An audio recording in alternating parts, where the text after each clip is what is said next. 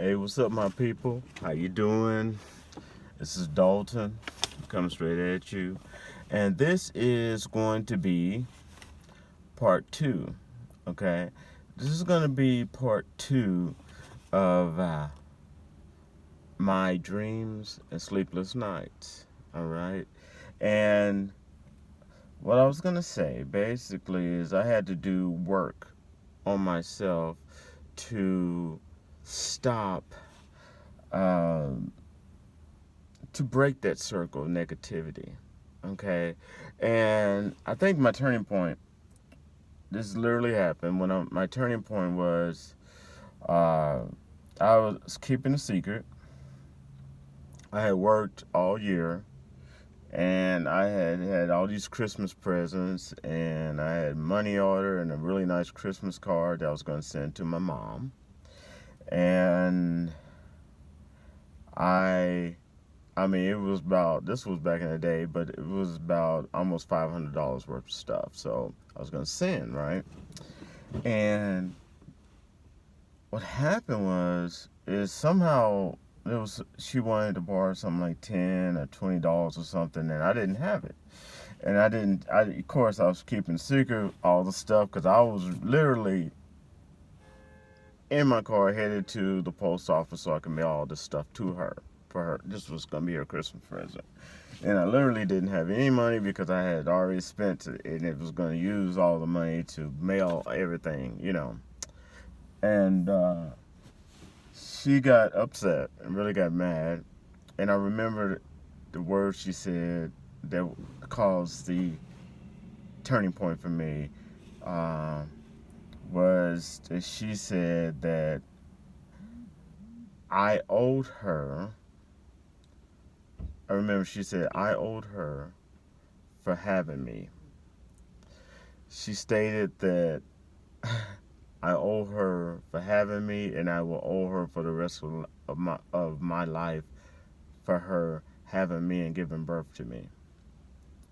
Which clearly is, if you think about the whole statement, it's illogical. It doesn't make sense. I mean, what child can come down as a spirit and go, hold it before you two start getting busy and having sex? Um, I like to see your background, your credit history, your psychological makeup, and also any other information you can give me before I decide to let y'all go ahead and have sex and produce me.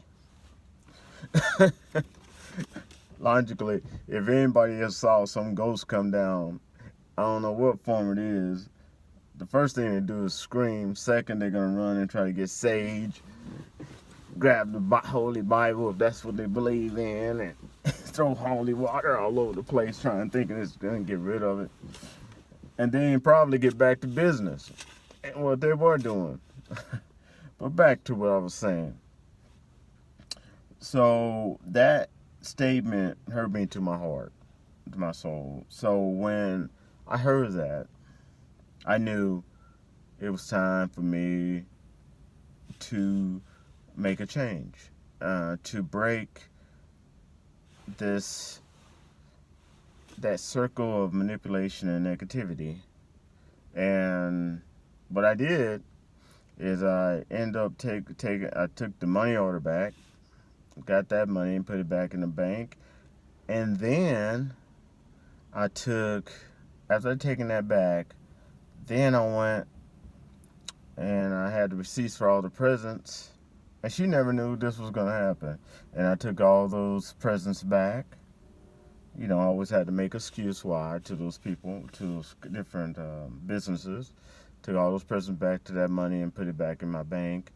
Went to the dollar store, got her a 50-cent Christmas card, and also wrote her a letter letting her know that I didn't want to be any part of the company now or ever. And I notarized the letter, and I still have the original as well as copies, and I gave her a copy and let her know, please take my name off anything dealing with that company. Because there was other things the reason I said that, there were other things involved. But back to the subject also, and I knew I had to make a turning point because I didn't either. I was going to just fall into that manipulation and be like a robot, okay, and die inside, and wouldn't be free until either I died, literally, or she died, and that's not something I wanted. Um, I knew that I needed to work in breaking that circle, and that was the first step. Okay, now you have to in the description of my part one, you'll see where it says boundaries. I was educated. I had to seek out education about boundaries, how to create boundaries, how to find that, and I had to find out what I wanted for myself, not what other people wanted me to do. Okay, and also, and I credit that to Linda. I do credit that to Linda. She did teach me that. She helped me understand that about boundaries, and one thing she did help me understand was about psychic vampires. That's another thing I would like to talk to you about. Psychic vampires, and sometimes they're known as energy vampires. And I had to learn what that it was. And a lot of us have psychic vampires around us. Did you know that literally psychiatrists do have a classification for energy vampires? They do. It is a behavioral uh, uh, abnormal behavioral symptoms, and 1 out of 25 people is a psychic vampire or energy vampire. And if you look at the links I put in that description down below, you'll have a better understanding. Now, energy vampires, what they do, they they're kind of like vampires, like you see in the movies, but they don't drink your blood. They drink your energy. Okay, but they're constantly manipulating you. Okay, uh, energy vampires can do no wrong. Okay, they will literally write a book. They will keep notes of everything that someone did wrong to them. But when it comes to anything that they did wrong, they get amnesia. Okay, and they will always find a way to rationalize it and turn it around like they were in the right. Okay, and anybody in any relationship, family, friends, dating, married, no, it takes two to tangle. Okay, so, but they will always turn it around as they were the victim, and that they did nothing wrong. That's one thing you always say about energy vampire. They always, no, you know, yeah, I mean, I drunk a lot, and I brought drunk people into your life, but I made them better. you know, it's like, okay, and the abuse that was done to me, psychologically, you know, I made them better.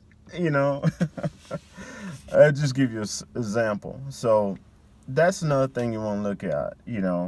Um, so I had to do deep down research, and when you're breaking that circle of negativity, you have to understand that it's not a destination. It's something that you'll be doing for the rest of your life. Okay? Because if you give that negativity one little inch, it will try to create itself again. So you always have to kind of work on that. Other thing I like to bring up is like I told you, forgive and forget. I hate it when people always go, forgive and forget. The Bible says forgive and forget. Now, I mean, if you're into the Bible, I appreciate if you can put it in comments below where it says forgive and forget, because I used to go to church when I was a kid. Sometimes, because my mom was a preacher, I would go 4, if not 5 times a week, literally. And I've read the Bible. I didn't read the whole thing, and I'm not going to read the whole thing. Okay, but I have read Bible a lot, especially as a preacher's son. But I see forgiveness. It says forgive all in the Bible, but it does not say forget. I have not ever seen that. And the reason I bring that up is because I have never met, even in whatever type of doctrine you believe in, Buddhist, Christian, Hindu, it doesn't matter. Whatever you believe in, none of those teachers that are teaching you, and if it was in Christianity, it'd be Jesus Christ, of course.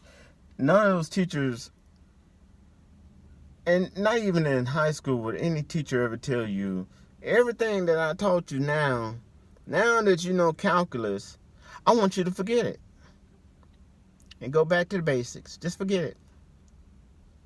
All my hard work of teaching you all this to elevate you so you can understand these new dynamics and of mathematics or life within itself, I want you to forget it. It doesn't even sound right, does it? Logically. And that's why I always say and I always think, yeah, you should forgive. Okay? Because majority of people are just following patterns that they were taught or done to them or that they found work for them. Manipulative patterns, unfortunately. Some of them are good, but most of them, when you're dealing with someone that's manipulative or energy vampire, it's just a manipulative pattern that they found worked, so they keep using it. Or someone did it to them, so they do it to other people. Now, that's one thing I want to bring up. I hate it when people are always talking about forgive and forget. I believe you should forgive, but remember the lesson, okay? Because you should not put yourself in a position to let yourself be used or hurt again. You shouldn't do that. You can forgive that person, but don't forget the lesson that you learned from that experience, okay? I believe that. Now, also, as I stated, stated in the past, that a lot of this also sometimes streams from short person complex, Napoleon complex. And a lot of times when I say this, a lot of people who may think I'm talking about them, I'm really not. I'm talking about other individuals that I had to deal with in my life. Okay. So, short person complex. All this kind of goes in hand, everything I'm telling you. Short person complex is when someone's about 5 feet or under, or Napoleon complex, you can look it up, about 5 feet or under, and they have to be better than anyone else at any cost. Okay. Now, I've had friends that were short like 5 foot under, but they realize it's kind of like an alcoholic. Okay, once an alcoholic realizes they're alcoholic, then at that point they can actually do something about it. And my friends that were short like that, they realized the complex, so they were able to use their abilities or whatever that was in more of a positive way, in which educationally they got master's degrees and created their own businesses and got happily married and all that, because they learned to control the negative part of short person. But if you don't realize that you have that short person complex, you're going to rationalize everything that you do, even when it's wrong. Okay, so going through all that I went through helped me break free, break that cycle, break those wicked circles. Okay, and like I said, there's got to be a starting point somewhere. Okay, and when I did it. It's not easy.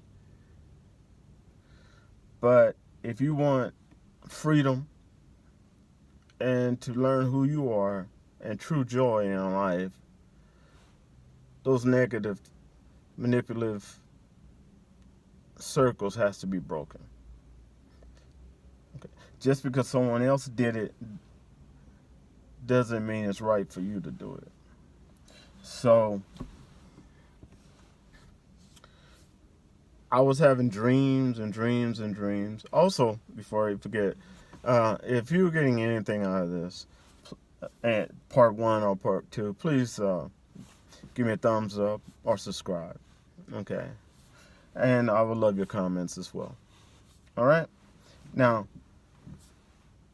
what I was going to say is that, as I said in part 1, the dreams I was having, they were intense, but it was almost like a cleansing of things I've hidden and forgot and put in the back of my mind because they were so painful. They had to be brought out in front, and I guess it came through my dreams to be confronted and dealt with and cleansed out. Okay. And I hope this video helps you. And also the links that I have on part 1, awesome. I hope that it does help you through my experience. And because now I'm sleeping better. Okay. But yeah, that is the story and what was going on with my dreams and my sleepless nights. And kind of gives you a little bit of background of where I came from and where I don't ever plan on going again. All right. Thanks for listening. As I stated earlier, I ask you to subscribe, comment, give me a thumbs up or thumbs down, either way you're cool with me, and share these videos with other people that you think may need it, especially video 1 with the links. All right, and I shall wrap to y'all later. This is Dalton. Peace out.